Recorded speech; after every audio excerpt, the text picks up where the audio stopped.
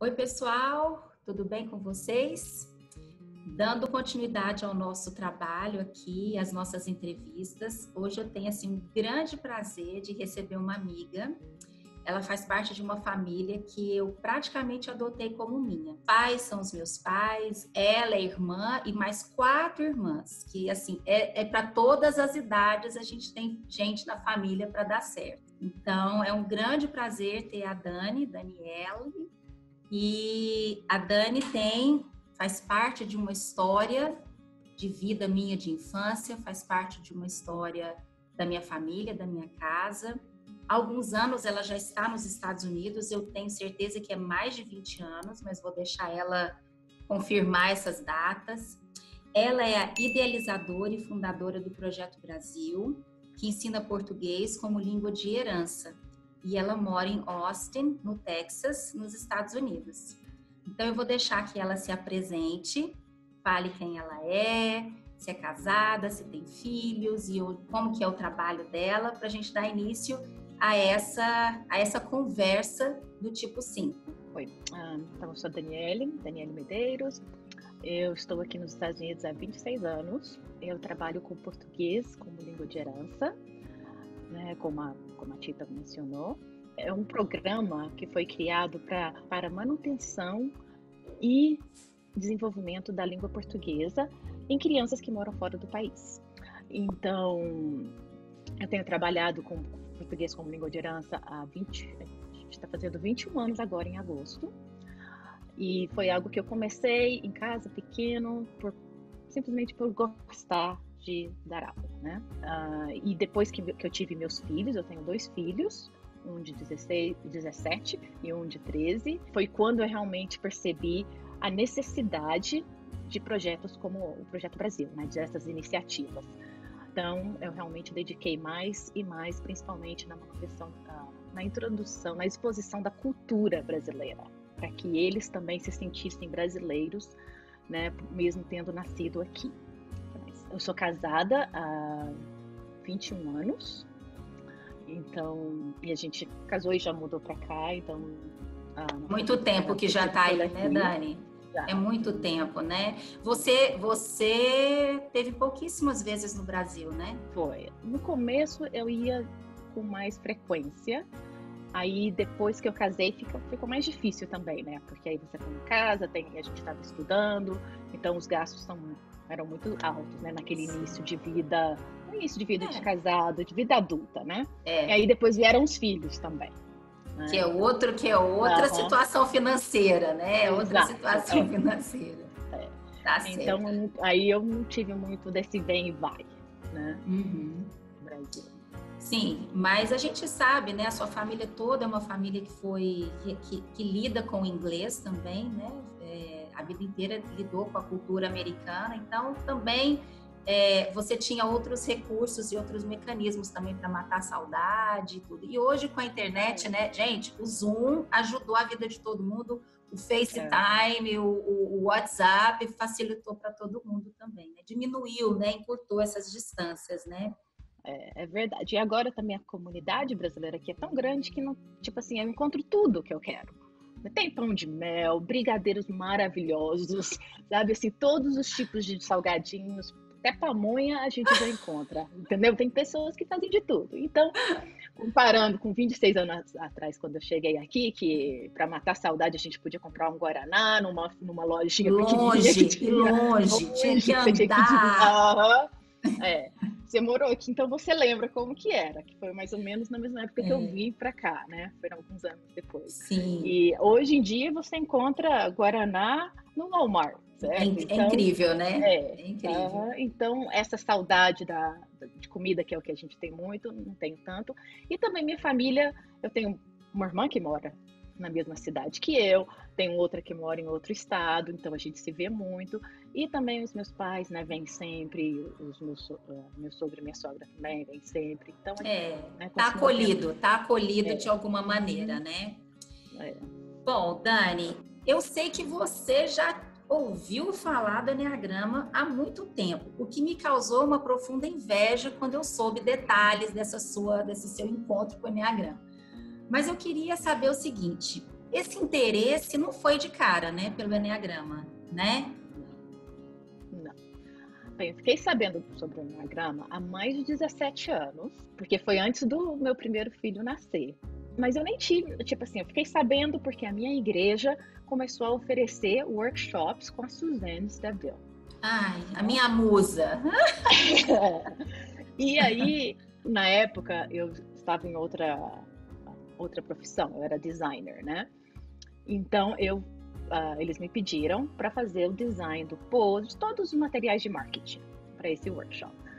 E eu fiz, achei interessante, porque queria saber o que era, perguntei e tal, mas ele era oferecido sempre em horários que nunca dava para participar.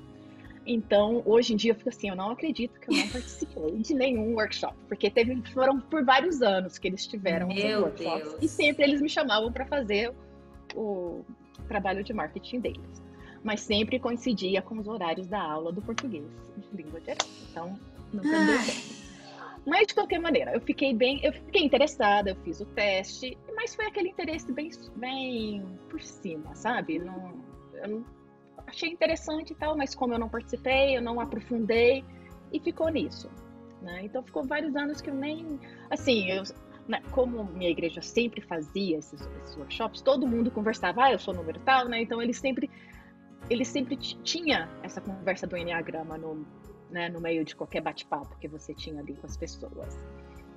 E acho que também foi o que fez com que eu fizesse o teste, porque eu queria saber o que eu era para poder participar da conversa, né? Não ficar de fora, né? Lógico. E não dar nenhuma bola fora também, né? Exato. Mas assim, o que você acha que aconteceu? O que te levou a se interessar pelo assunto? Eu me interessei de verdade pelo Enneagrama não faz tanto tempo, certo? Foi quando a Lu, minha irmã, veio passar aquele ano, né? Então ela chegou em Austin e ficou, acho que metade do verão aqui comigo. Uns 2 meses, né? Uns 2 meses, foi por aí. Então foi em 2017, eu creio. 16, 17. 16. Eu não lembro bem, por aí. E ela estando lá em casa e a gente conversando, ela estava muito fazendo aqueles no coaching, de personalidade, no coaching, exatamente. No coaching então, que ela estava fazendo. E aí ela foi me apresentando, ela falou assim, vamos fazer os testes. Aí eu comecei a fazer todos os testes de personalidade que ela propunha. A rainha do teste de personalidade, tem tudo. Exato. Então eu fiz todos, e na hora que eu fiz o do Enneagrama, eu achei ele o mais interessante. Porque parece que ele explicava muito mais do que os outros, entendeu? Os outros eram muito generalizados. Eu não sei, eu me identifiquei mais com o Enneagrama. E foi a partir daí que eu realmente comecei a buscar mais, a ler mais a respeito, né? Eu fiquei mais interessada. E fazendo os testes e conversando com a Lu e tudo, houve alguma dúvida quanto ao seu tipo? Você ficou indecisa com relação ao que você poderia ser? Ou tipo, de cara, você quando escutou sobre o 5, você se percebeu sendo 5? Não, porque quando eu fiz o teste deu 1. Gente, eu acho que tem um traço na sua família de 1, não é, menina? Eu acho que a gente tem que perguntar para sua mãe o que ela fez para vocês todas terem uma veia de 1, assim, né? Então, deu 1. E eu me identifiquei muito na hora que eu li a respeito, falei, ok, né? E por alguns anos, eu fiquei achando que eu era 1. Não foi, sabe? Foi assim, uns 2 anos eu lendo mais sobre 1, achando que eu era 1. Foi quando eu li o livro da Suzanne Stabile com Ian Cronin. The Road Back to You. The Road Back to You. Foi nesse livro que eu vejo assim, opa, eu não sou 1. Eu sou português, 5. Em português já esse tem aqui. Ele, uma jornada. Tem uma jornada de autodescoberta. Certo. Então, na hora que eu li esse daí, na hora que explicou, porque eu comecei pelo 1, né? Aí eu falei, ok, tá bem, né? Fui lendo todos, na hora que chegou no 5, uma Lu falou assim, opa, eu não sou 1, eu sou 5. Foi bem assim, foi bem nítido, entendeu? Eu não sei a percepção. A percepção, exato. E como eles explicam nesse livro daí, então deu realmente para eu me identificar, né? Então eu acho assim que o teste, às vezes, te dá um guia, mas que é importante você estar lendo sobre cada tipo mais aprofundadamente, de uma maneira mais profunda, para que você possa realmente se identificar e não pegar o resultado do teste e achar, ok, é isso mesmo. Sim. Eu tive uma pergunta no Instagram recentemente, assim, eu acho que eu sou tal tipo 1 ou tipo 5. Olha que interessante, ela ficou na dúvida se era 1 ou 5.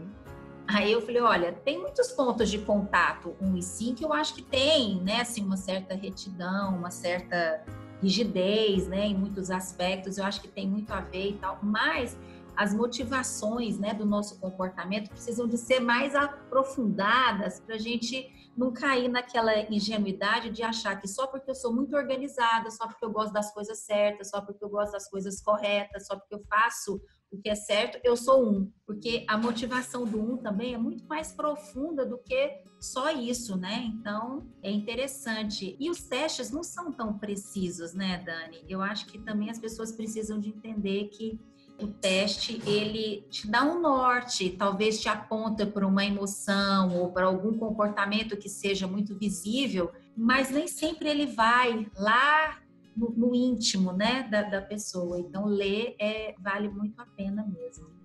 Conhecer, né, os outros tipos vale muito a pena. Bom, você vem de uma família com 5 irmãs, né? Vocês são 5 mulheres. Passei boa parte da minha adolescência dentro da sua casa.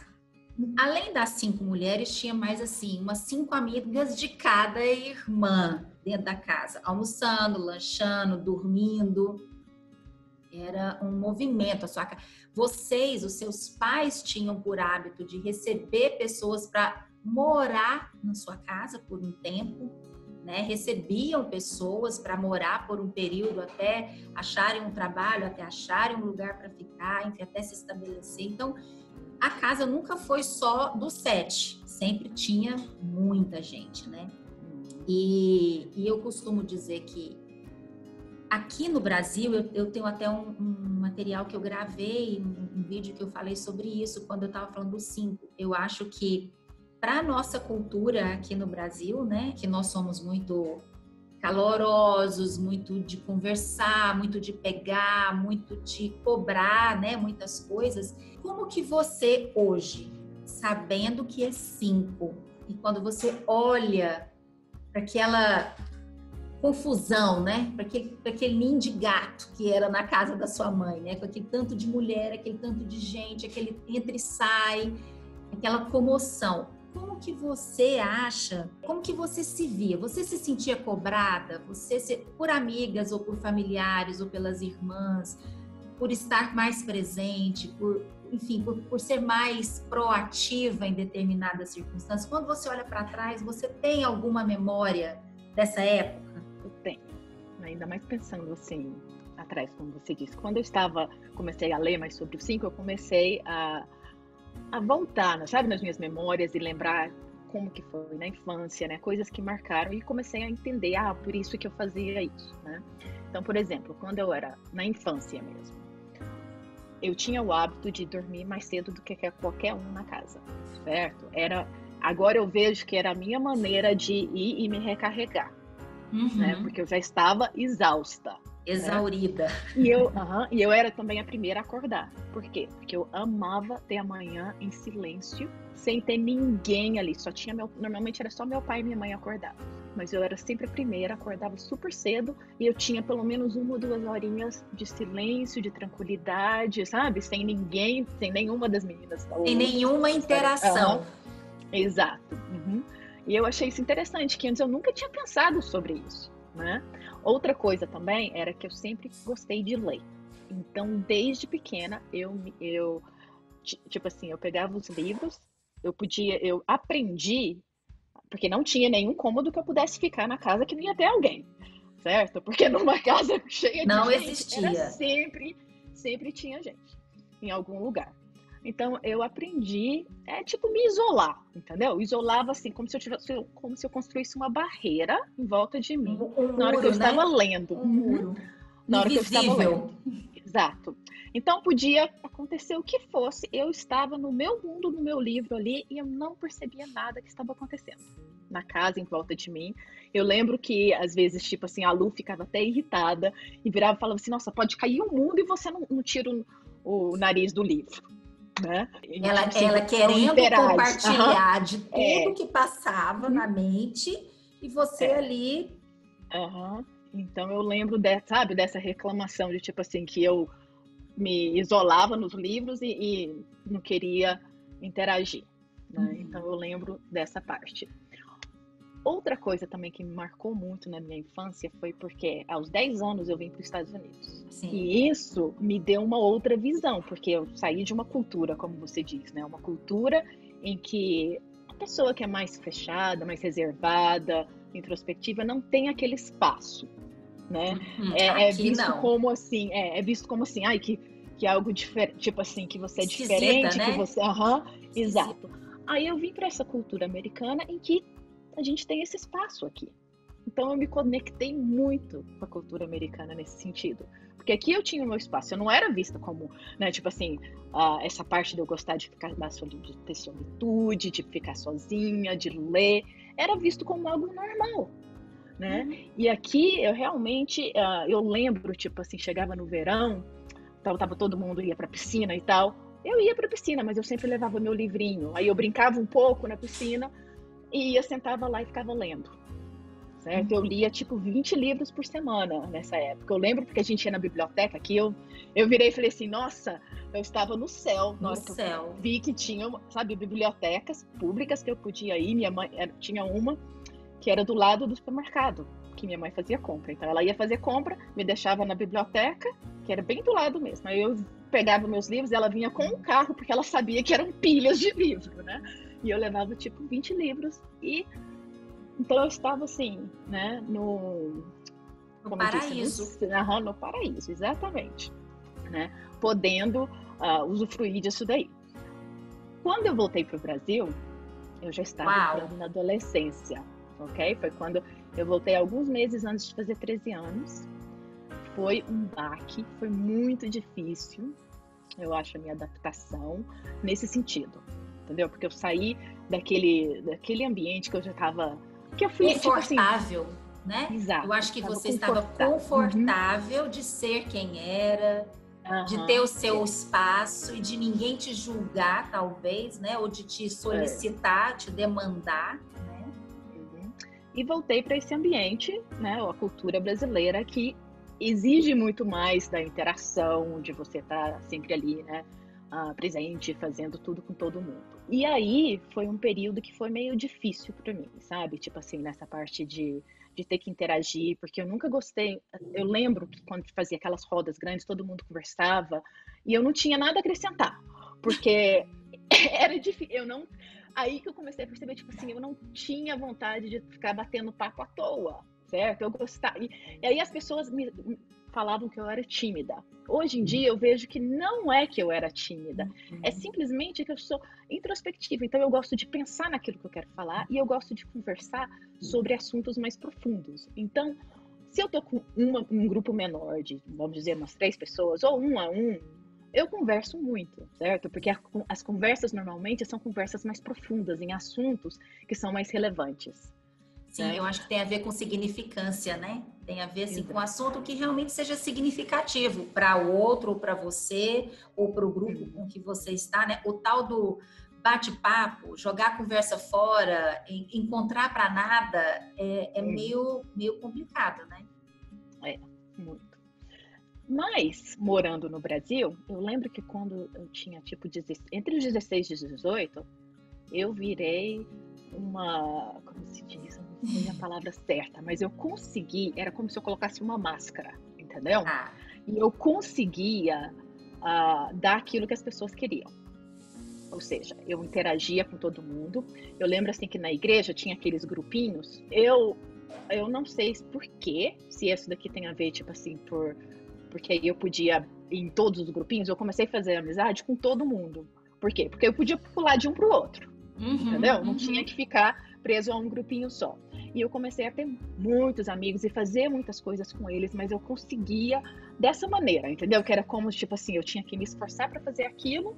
Então era como se eu estivesse colocando uma máscara no sentido assim, não que eu estava sendo falsa, mas é que eu tinha que fazer um esforço Você para estar atuava ali. mais, né? Você atuava Exato. mais, né?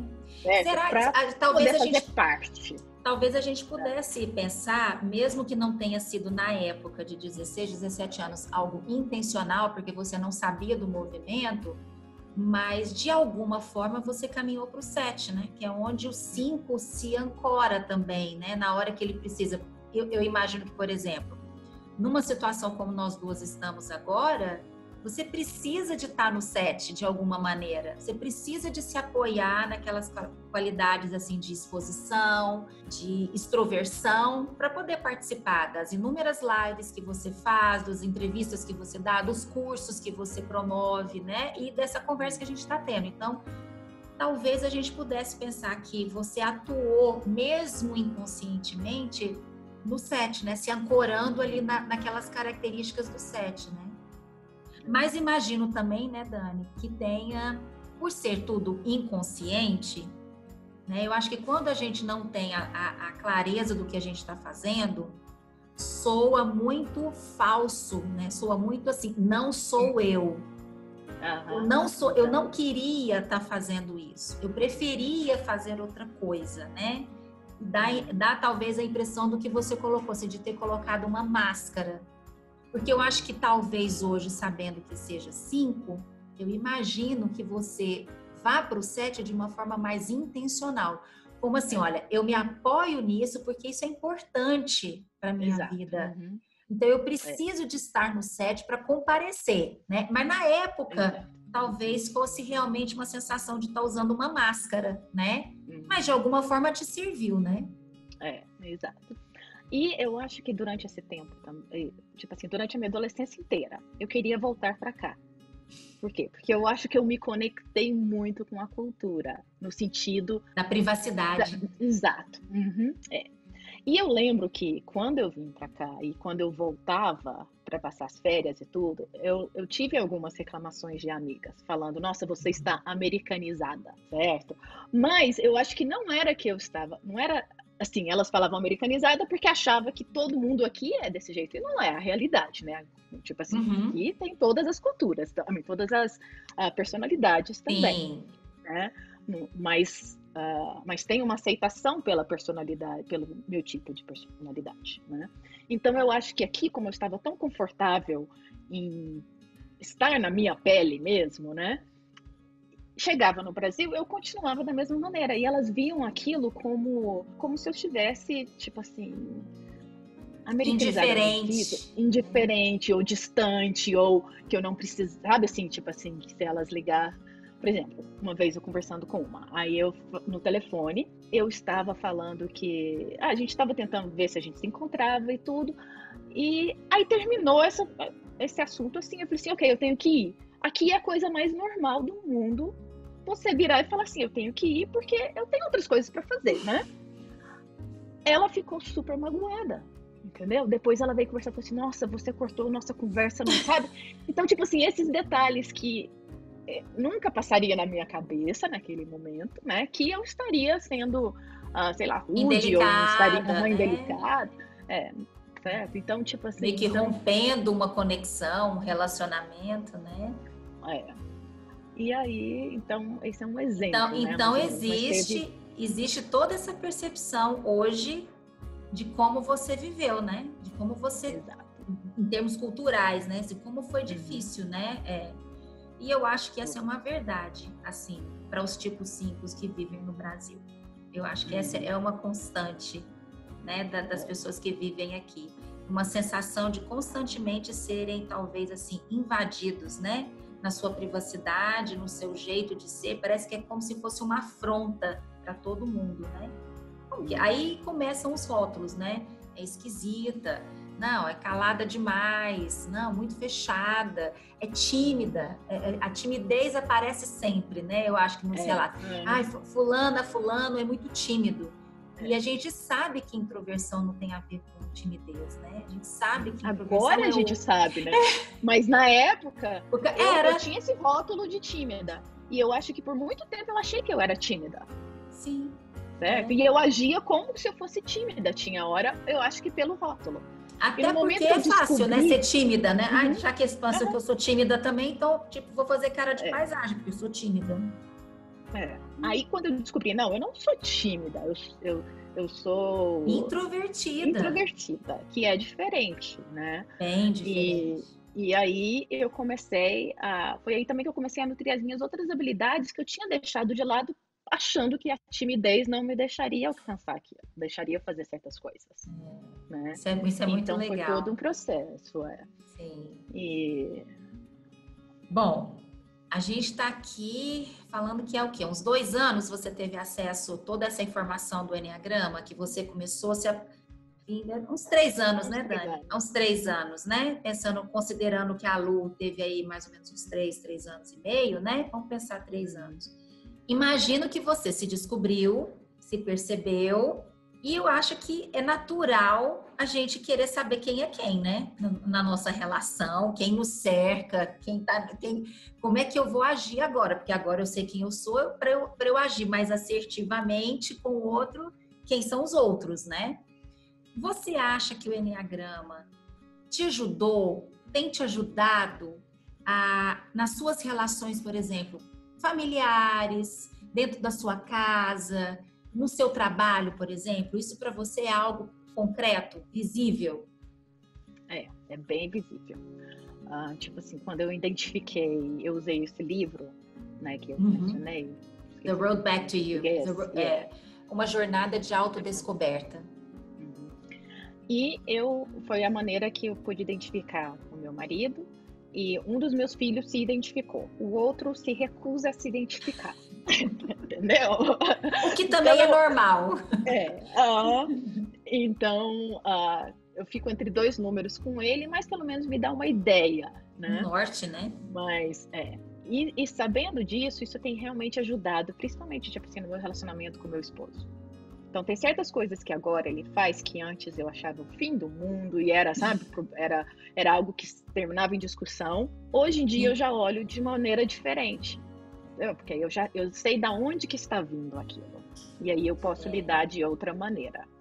Qual é a motivação, né? Qual é a motivação? Ele é um 8. Uau! Então, um 8 com 5, uau! Sabe? Tipo, a gente tem que... então, isso tem ajudado, porque ele também... eu fico explicando para ele como que é o meu, né? Como que eu... Leia, pelo amor de Deus, o 5. Não, ele já leu o 5. Ele já escutou, na verdade. Foi ter que ser áudio, porque ele não tem paciência para ler livros. Ele escuta. Enquanto faz outras coisas, né? Exato. Enquanto faz outras coisas. Então, ele é muito intenso, né? Então, tudo tem que ser, né? Eu sempre viro para ele e falo assim, opa, para você vai do 8 ao 80 assim, né? E você espera que a gente acompanhe. E não é assim pra gente. Comigo, não. Né? Comigo não é assim. Eu gosto de planejar. Então, tipo, eu preciso saber com antecedência para que... Acho que o planejamento, Dani, me corrija se eu estiver errada sendo 5, né? Você sendo 5. Acho que o planejamento também tem a ver com se prevenir, né? Se organizar emocionalmente. Acho que o planejamento tem a ver também com saborear determinadas coisas. Se é algo que vai te agradar, você também já começa um processo de se envolver naquilo com antecipação, né? Exato. É isso, e também é a parte do 5 que é aquela coisa que a gente não gosta muito da surpresa, a gente gosta de planejar pra gente saber que a gente vai ter energia para fazer aquilo, certo? Então... E haja energia para acompanhar um 8, hein? Exato. Então, no começo do nosso casamento, olhando para trás, eu vejo quanto que foi difícil. Porque a gente tinha essa, né? Tipo assim, ele queria estar fazendo coisas, eu queria descansar. Eu queria ler um livro. Então, era difícil. E aí, agora, né? Eu sabendo que eu preciso de ter esses momentos, é muito mais fácil. E ele também já entende que eu preciso de ter um tempinho, né? Então, já tem aquele respeito pela necessidade um do outro, né? E também o entendimento de saber da onde que cada um tá vindo. E não que necessariamente certas coisas que você faz, porque tem o nosso lado negativo do número, né? Quando a gente vai Claro, pro lado, né? claro. Então, mas também a gente reconhecer isso ajuda nesse processo, a gente reconhecer e saber o porquê que a gente está fazendo aquilo. Por exemplo, com meu filho que é 4, aí a gente, tipo assim, eu sou muito mais aberta a entender que ele vem muito da emoção, do coração, né? E Então, que você, ajuda. 5, não tem contato com essa. Eu falei esses dias, as pessoas que têm as emoções reprimidas, ela, na verdade, ela diminui bem o volume das emoções, né? Ela coloca Uhum. bem baixinho, né? E no caso do 4, as emoções gritam, Exato. né? Uhum. Então tem ajudado muito no nosso relacionamento, entendeu? De saber, ok, ele, nesse momento, ele tá precisando disso, ele tá, né? Por exemplo, assim, pra mim, tinha hora que ele agia de uma maneira que as emoções explodiam, eu ficava assim, o que é isso? Porque pra mim é tudo na lógica, né? Óbvio. Então agora eu já entendo, eu vejo, quando ele explode nesse sentido, assim, emotivo, Uhum. né? Eu deixo ele ter a explosão emotiva dele passar pelaquilo, porque eu sei que é necessário, né, para que ele possa desenrolar, seja lá o que ele estiver passando, né, o problema que foi e tudo, e aí a gente vai Sim. conversando, e então eu aprendi, tipo assim, que eu tenho que conversar mais com ele de uma maneira que ele pode realmente se expor e falar das emoções dele, né. Sim. E você vai no dicionário procurar o que aquela palavra significa. Obviamente a gente tá exagerando, mas assim, meu Deus, o que Aham, isso quer dizer, né? O que isso quer aham. dizer? Eu acho que o 5 faz assim, o que ele quer dizer quando ele fala que tá, sei lá, aborrecido, enfurecido, que ele quer matar alguém, o que isso quer dizer, né? Então, é muito bacana. No seu trabalho, você percebe essa movimentação também, em favor de outras Percebo. pessoas. Percebo. Tem me ajudado muito, principalmente com uma das pessoas que eu trabalho muito, que é número 2, ok? Que é Uhum. outro relacionamento que 2 com 5 é assim, porque o 2 também é mais, acho que a emoção é mais ainda na flor da pele do que o 4, né? Então, eu tenho aprendido a escutar mais, porque para mim é assim, se eu vou fazer, principalmente quando a gente está falando de negócios, né? Sim. Eu vou direto no assunto e aqui acabou, né? Eu quero ser Falei, bem tá encerrado. objetiva. É, tem que ser algo objetivo. Com ela, eu já sei que não vai ser objetivo, entendeu? Porque tudo Sim. ela tem que contar nos mínimos detalhes, explicar o porquê, sabe? Antes de chegar, né? Na onde ela quer. Exato. Então, eu tenho aprendido, tipo assim, ok, na hora que eu vou falar com ela, eu tenho que ter mais tempo, para eu Sim. poder realmente estar ali presente e escutar, né? É, Ah, é tão interessante porque eu vejo assim, imagina, vamos pensar nessa sua sócia, na sua parceira, né? Se ela tem acesso ao Eneagrama, esse conhecimento que o Eneagrama nos proporciona, ela também vai ter aquela compreensão de que ela precisa ser mais enxuta para falar com você. uhum, Então, as duas pessoas passam a se automoderar, a se autorregular. A sua vontade é de falar o mínimo possível, mais objetivamente, mas por ela, você amplia um pouco mais o seu vocabulário, você se disponibiliza mais em termos de tempo. Mas, por outro lado, se o 2 também tem essa noção, ela vai enxugar um pouco mais a sua história, né? uhum, E vai demandar menos. Então, a empatia que a ferramenta traz, eu acho que é essa, né? aham, é.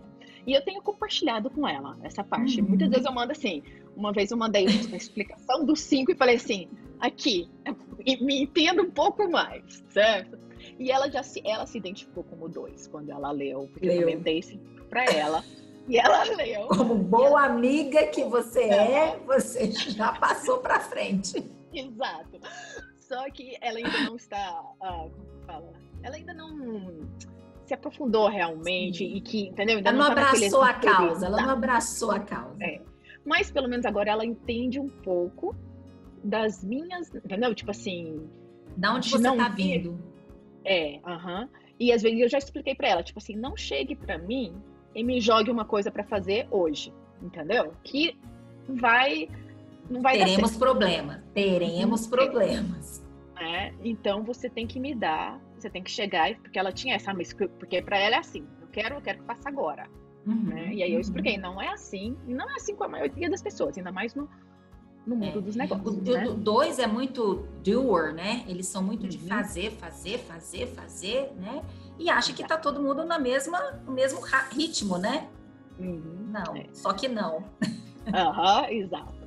E aí, então isso tem ajudado também. Agora ela já sabe que ela não pode fazer assim para mim, comigo, né? Que ela chega e ela fala, isso daqui para não sei quantos dias, ou para semana que vem, ou né, começa a pensar nisso, e que dá certo, né? Por exemplo, eu pude perceber, na hora que você fez, por você conhecer bem o número 5, como você me convidou para essa entrevista, você levou tudo isso em consideração, e você falou, quando você puder, entendeu? Seu horário, na sua agenda. O que acontece quando a gente recebe um convite assim? A gente é muito mais... tô falando assim pelo 5, né? A gente é muito mais aberto a dizer um sim. Por quê? Porque a gente pode olhar no nosso horário, né? No nosso calendário e ver, ok, dá para eu encaixar aqui. E quando a gente encaixa no horário, a gente já sabe que a gente tem aquilo e a gente já vai preparando mentalmente para aquele compromisso. Sim, né? Então, é fundamental. É isso aí. Bom saber que eu estou aprendendo a lição de casa, né? Não é só ensinando, eu estou aprendendo também. Exato. Outra coisa, Dani, é que o Enneagrama, quando a gente aparece, quando a gente se aproxima do Enneagrama, pelo menos essa foi a percepção que eu tive, né? A minha perspectiva. É que, assim, tudo que aparece ali, meu Deus, a gente começa a sentir, assim, constrangida, há uma negação, porque a gente não se reconhece naquelas ações, naqueles vícios emocionais. Não, mas eu não faço isso por isso, porque a personalidade nossa, ela justifica os nossos comportamentos com um prisma muito positivo. É sempre carregado de muita boa intenção, né? Mas aí o Enneagrama vem e mostra pra gente que a gente é orgulhoso, ou que a gente é vaidoso, ou que a gente é medroso, né? Ou que a gente é guloso, né? Tem a luxúria. E no caso do 5, aparece como vício emocional a avareza, né? E que não é, já expliquei também aqui para as pessoas, mas para aqueles que não viram a explicação, a avareza aqui não é de ser pão duro, não é no sentido material, né? Mas é naquele sentido mais profundo, assim, da entrega, né? Da entrega pessoal nos projetos. Então, o 5 ele é mais contido de si, ele é muito mais seletivo na onde ele se mete, ele é muito mais seletivo com as pessoas com que ele se relaciona, as discussões que ele vai realmente se engajar, porque ele acha que talvez valha a pena. Então, é nesse sentido que a avareza aparece, né? Assim, para o 5 de um modo geral. Como que você perceberia a avareza atuando na sua vida, assim, no dia a dia? Eu acho que para o 5, a avareza é mais na questão de tempo e energia, certo? É o que eu realmente vejo, que é mais ou menos o que eu estava falando, que a gente planeja, a gente planeja de acordo com a energia que a gente acha que a gente tem. E a gente acha que aquela energia vai acabar depois de você completar aquilo, então é só aquilo que eu tenho para aquele dia, certo? Então, por isso que eu vejo, assim, que para mim é importante eu estando ciente disso, depois também que eu reconheci isso no Enneagrama, na hora que eu vi aquilo, eu falei assim, nossa, isso sou eu, exatamente, né? Porque eu tenho, é um sentimento, é algo que quem não é 5, eu acho que não entende muito bem, que é um sentimento meio de desespero, certo? De tipo assim, como se tivesse overwhelmed, como que eu falaria? Sobrecarregado. Entendeu? Então, como eu vou sobreviver a esse dia? Se alguma coisa é jogada em cima de mim que eu não estava esperando, entendeu? Então, é complicado nesse sentido que, tipo assim, a gente acha que a gente só tem tempo e energia para aquele dia. E na hora que acabou tudo e a gente não tem mais como fazer mais nada. Então, quando vem alguma outra surpresa, a gente acha, ok, eu não vou conseguir fazer isso, e vem um sentimento até de desespero, como eu disse, entendeu? Que é tipo assim, e a gente fica fora de si, na verdade. Eu me vejo isso, eu me vejo assim, entendeu? Quando acontece assim, eu fico meio fora de mim, tipo assim, nossa, o que eu vou fazer agora? Como que eu vou fazer isso agora? Né? Mas também conhecendo agora o Enneagrama, aí eu consigo balancear mais isso. Certo? Então, Até tipo porque a assim, maternidade, né, Dani? Assim, a maternidade exige de todo mundo, independente de que tipo a pessoa é. O imprevisto acontece assim, todo dia, toda hora. Né? Imagino que você, diante da sua rotina pré-estabelecida, arrumadinha, pá, tem febre. Você não estava esperando aquela febre, né? Lidar com isso deveria ser realmente assim um fardo, né? Um sobrepeso, né? Porque aí me tirava completamente do meu plano para aquele dia, né? Eu tinha que adaptar tudo. Então, foi tudo um processo de aprendizagem. Mas naquela época também, quando as crianças eram menores, porque agora é mais tranquilo, né? Que eles já são maiores. Sim. Então, é bem mais fácil nesse sentido, né? Claro que ainda acontecem interrupções, mas é diferente. Não é com a mesma frequência. Em outro nível também, né? Outro nível e não é na mesma frequência, né?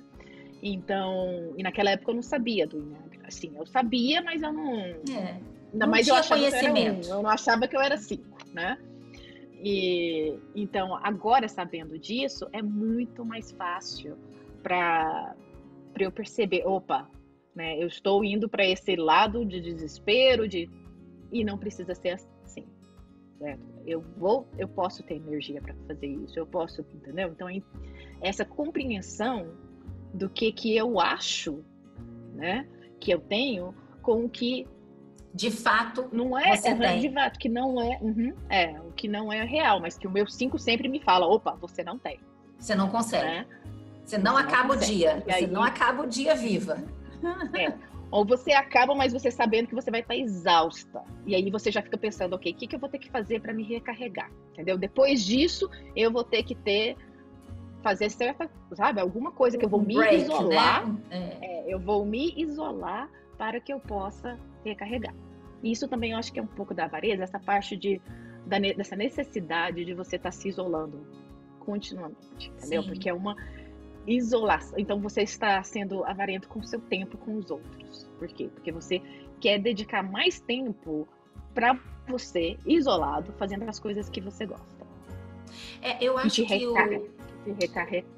eu acho que a gente também recarrega. Eu acho que o 5 também é uma das personalidades que mais se sentem confortáveis consigo mesmo. Sabe assim, existe uma paz, existe um amor comigo. Gente, eu me basto. Eu não preciso. Assim, não é de uma forma doentia e nem exagerada, mas assim, o 2 não consegue viver isso. O 7 não consegue viver isso.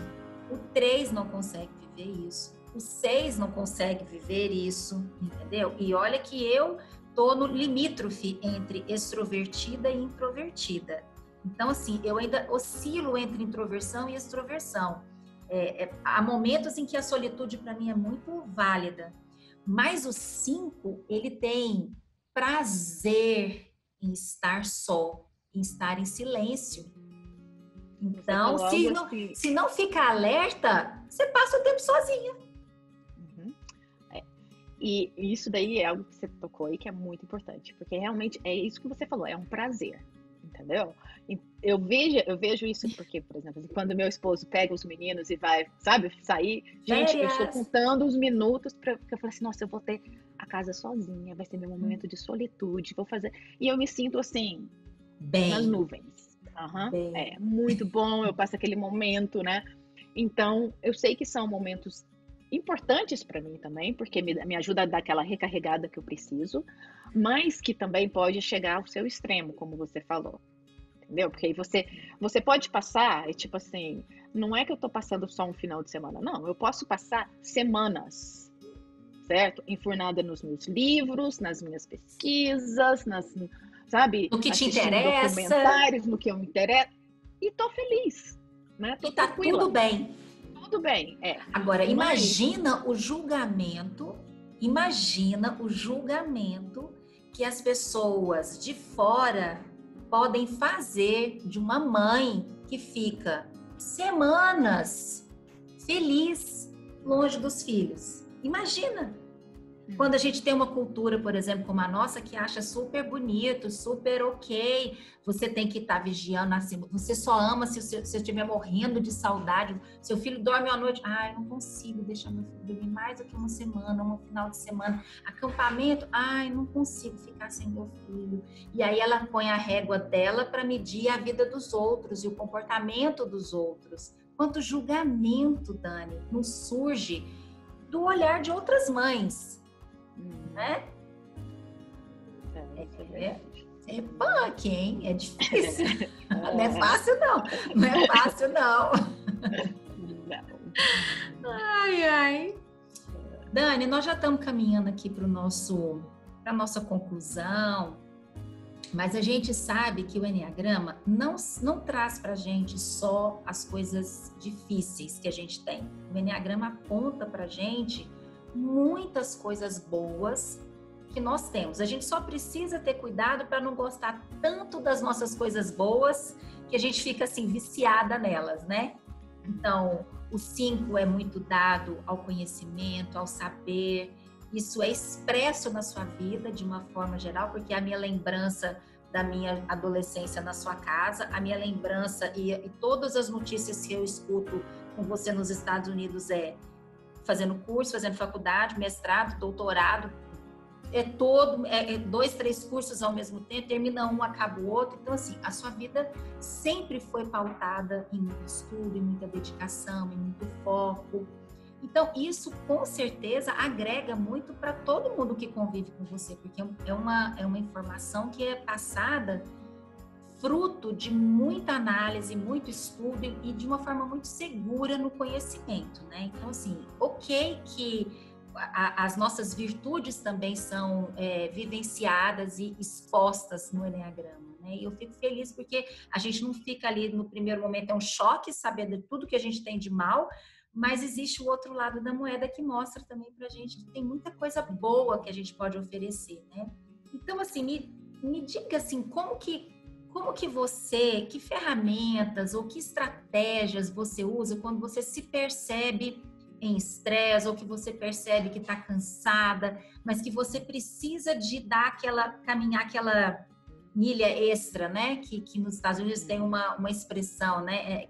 An extra mile, né? E que a gente aqui diria assim, olha, quando você tem que dar mais um passo e que você fala, uau, eu acho que isso acontece tanto na vida profissional quanto na vida familiar, que os imprevistos surgem.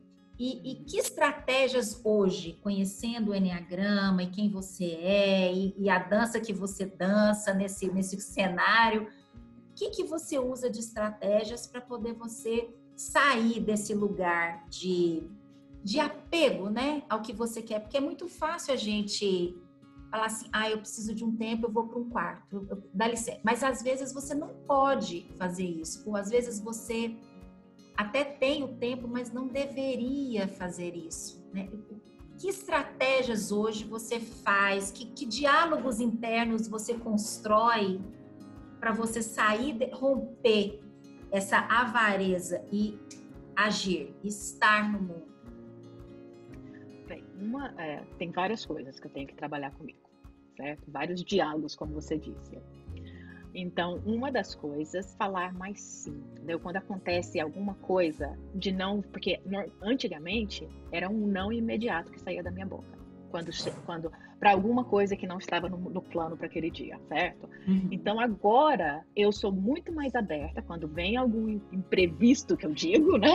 Qualquer outra coisa que aconteça que não esteja nos meus planos, eu comecei a fazer assim, eu respiro fundo, penso e falo, por que não? Falo comigo, né? Por que não? Por que eu vou falar não já agora? Por que não tentar, né? Por que não dizer um sim? Então, isso tem ajudado a eu estar mais presente. Porque isso acontece, eu vejo aqui muito, por exemplo, semana passada, né? Que meu marido falou assim, vamos, que a gente está em Utah, então, cheio de montanhas. Vamos descer a montanha juntos. Na minha cabeça eu tô assim, nossa, tá no fim do dia, era tipo umas 4, 5 da tarde. eu vou andar 4 milhas descendo uma montanha que, tipo assim, não é você tá só andando, não, né? Não é como Goiânia. Não é descer uma montanha como Goiânia, né? Uma ladeira. Mas eu virei e falei assim, ok, vamos. E fiz aquele esforço, muito esforço interno, certo? Que as pessoas não entendem o esforço que eu estava fazendo ali. E fui. E o que acontece? Eu percebo que toda vez que eu digo sim e vou e faço, eu não só tenho energia, como eu gosto daquilo que eu fiz. Né? Então também, podendo ver isso, isso me anima a dizer sim, mas com mais frequência do que dizer aquele não imediato. Outra coisa é que eu também, tipo, eu tenho feito, eu tenho que me preparar e saber que eu vou ter que falar, que eu vou ter que dizer sim, principalmente para os relacionamentos aqui de casa, certo? Aqui em casa. Então, eu estar aberta àquilo, de saber, opa, de repente eu vou ter que interromper meu dia para eu subir, almoçar com todo mundo, certo? Então, porque isso para foi algo você que... seria mais fácil ficar enfurnada fazendo as suas coisas. Era o que eu estava... Algumas semanas atrás eu fiz isso, certo? Eu estava assim, parece que eu estava eu queria aprender mais, queria fazer mais, estava preparando para dar um Estava curso. imersa, né? Então, estava totalmente Mergulhada. imersa. Então, eu nem subia, sabe assim, eu ia almoçar 2, 3 da tarde e o meu filho virava assim, hoje é dia de se virar, aquele brinco assim, né? Porque, né? Então, todo dia estava sendo o dia dele se virar na cozinha, né, tadinho. Aí, mas é interessante também que, pelo meu marido também já saber disso, ele veio também, às vezes ele vem a ponta e fala, opa, você está demais, você está passando do, né? E aí isso me acorda, eu falo, opa, eu estou mesmo. Então, o que eu tenho feito? Desde, né, eu mudei, eu falo assim, ok, então vou trabalhar de tal a tal hora, vou subir, a gente vai almoçar junto, ter um tempo junto, e depois, e eu também coloquei um final de expediente para mim, porque eu não estava com final de expediente. Porque o que acontece? Se eu estou engrenada naquilo que eu estou fazendo, eu não quero parar, eu quero continuar, entendeu? E aí eu posso ir até a noite, não tem problema, né? Mas é saber que você tem que colocar limites, né? Então essa é uma das estratégias que eu tenho aprendido a colocar os limites, ou seja, deu tal hora, 4h30, 5 horas. Aqui eu paro e eu deixo o meu computador aqui embaixo, para que eu não... porque aqui é meio diferente, né? Por ser montanha, então tem um andar de baixo que não tem nada, só tem uma sala. E no segundo andar é onde tem tudo. Então eu deixo o computador aqui embaixo, por quê? Porque eu não quero ficar descendo e subindo. Então, se acontece alguma coisa que eu preciso, tipo assim, se o computador estivesse ali, eu falo assim, deixa eu olhar rapidinho. Mas eu deixando o computador num lugar que é um acesso mais difícil, né? Aí eu decido não é hora, acabou meu expediente, agora é hora de eu estar aqui com a família, de eu estar fazendo preparar outras coisas. Um lanche, escutar a conversa dos meninos, né? Exato. Então isso é uma estratégia que tem me ajudado muito. Até quando alguém tipo assim, de trabalho, acabou meu expediente, eu não vou fazer, entendeu? Eu escrevo, respondo, faço amanhã. Então, colocar essas limitações, né, pra gente. Então, isso é uma das estratégias que eu tenho usado muito e tem me ajudado, né? Outras é achar outras coisas que me trazem prazer. Como se fosse um hobby. Mas que eu estou também fazendo com outras pessoas, certo? Que eu esteja interagindo. Um hobby coletivo. Exato. Para não ficar aquela coisa que eu estou só fazendo sozinha. Porque aí não adianta, eu estou voltando... Você está justamente onde você queria estar. Exato. Então, essa é outra estratégia de estar sendo mais intencional para estar presente, né? E isso é uma palavra muito importante para o 5, que é intencionalidade. A gente tem que ser intencional, porque não é natural para a gente fazer certas coisas. Então, tem que surgir daquela intenção mesmo. Opa, eu preciso dar isto para minha família e eu preciso dar isto, entendeu? Para os meus amigos, de eu estar mais presente. Então, tomar decisões intencionais que te levam a estar mais presente, né? Porque é difícil. Normalmente a gente quer se isolar, que é onde a gente encontra o conforto maior. Essa palavra, intencionalidade, né, me remete muito à Lu, né? Que eu acho que ela deve ter inventado essa palavra, intencionalidade, né? Eu acho que foi ela a inventora da palavra. E me ensinou muito também. E estudando o Enneagrama, a gente chega à conclusão, Dani, E para mim é uma conclusão assim incrível perceber isso, porque a intencionalidade é aquilo que vai contra a nossa natureza. A gente só cresce, a gente só se desapega daquilo que é o mais profundo da gente quando a gente faz algo que não é natural. Então, ser intencional nesse nível, e eu acho que poucas pessoas conseguem alcançar o quanto isso é difícil para o sim, né? Dizer sim, botar um ponto final no expediente, procurar outras coisas para fazer em coletividade. O coletivo é complicado para os 5. Então, assim, todas essas 3 coisas que você mencionou, eu acho que poucas pessoas têm noção do quanto isso é difícil. E o quanto isso demanda, assim, uma vontade de realmente estar presente, né? E se todos nós fôssemos intencionais contra o nosso tipo, né? Contra a nossa índole, contra a nossa natureza, eu acho que estaríamos, né? Conseguiríamos ser pessoas melhores, mães melhores, esposas melhores, maridos melhores, né? Intencionalidade, eu acho que é uma palavra de ordem na vida de qualquer um, né? De cristãos, não cristãos, mães, pais, funcionários, né? A intencionalidade, eu acho que ela muda todo o comportamento nosso, toda a nossa forma de ver, né? E agir. Dani? Só acrescentando mais uma coisinha de estratégia, que não é bem, não sei se seria estratégia, mas por ser cristã também, uma das coisas, eu tiro tempo para estar toda manhã, né, orando e lendo a Bíblia. E aí, ter esse momento sempre me ajuda a focar naquilo que é importante, a lembrar, ok, o que é importante, realmente importante na nossa vida, né? E também me ajuda a lembrar, a começar o dia tendo em mente que Deus é quem recarrega minhas energias. Então, naquele momento que eu acho que eu não vou ter energia, eu sei que Ele pode vir e suprir aquela necessidade que eu tenho, né? Então, essa parte também eu acho que é essencial para mim. Eu propus essa conversa quando eu me propus a me expor também no Enneagrama, né? Na internet, enfim, nas redes sociais, tentando ver pela perspectiva, né? Pela cosmovisão cristã. Então, ouvir você mencionar isso, eu acho que é mais um reforço, porque eu também não acredito que a gente sozinha, só pela nossa força de vontade, só pela nossa intenção, só pelo nosso querer, a gente vai romper essas barreiras, né?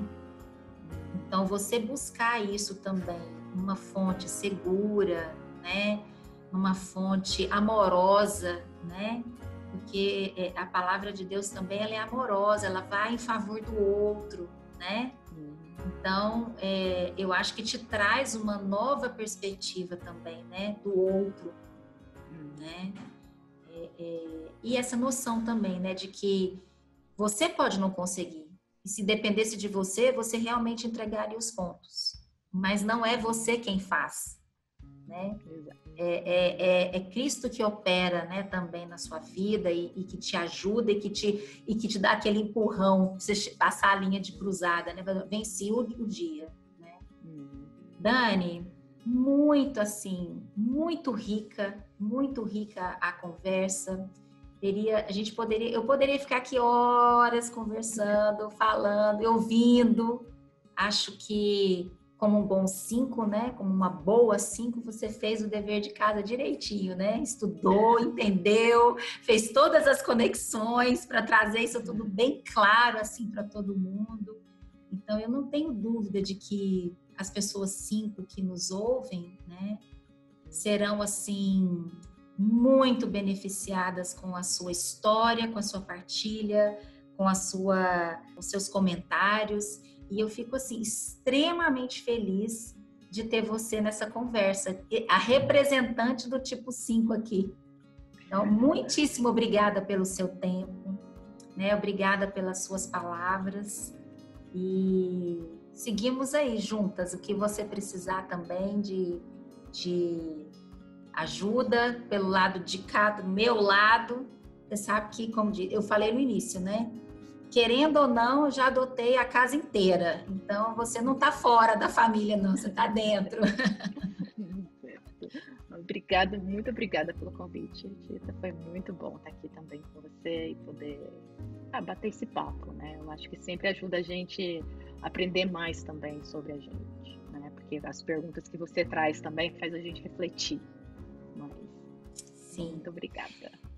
Pessoal, é isso. Nós estamos encerrando a nossa conversa. Eu espero que vocês se identifiquem, reconheçam pessoas tipo 5, sejam benevolentes, misericordiosos com essas pessoas, né? Tentem entender as motivações delas. E se você convive com o tipo 5 e ouvir essa mensagem, você também já tem condição de ajudá-los, né? A se encontrar, a se entender, a dar motivos, a dar explicação para o que acontece nessa vida do tipo 5, né? Nessa pessoa do tipo 5. E se você não é inscrito no nosso canal, então se inscreva, curta essa mensagem, essa postagem, compartilhe com quem você acha que seja beneficiado por ela e comente, porque os comentários são sempre bem-vindos. E se eu tiver dificuldade para responder o seu comentário, será encaminhado para a Dani, porque eu tenho certeza que ela vai ser professora para poder explicar isso daí. Um beijo a todos e uma boa semana.